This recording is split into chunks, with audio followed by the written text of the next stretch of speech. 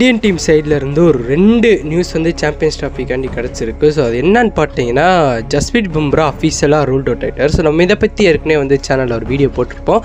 இப்போ வந்து அஃபீஷியலாகவே ruled out சொல்லிட்டாங்க. ஸோ இது வந்து கண்டிப்பாக நிறைய ஃபேன்ஸுக்கு வந்து சேடாக தான் இருக்கும்.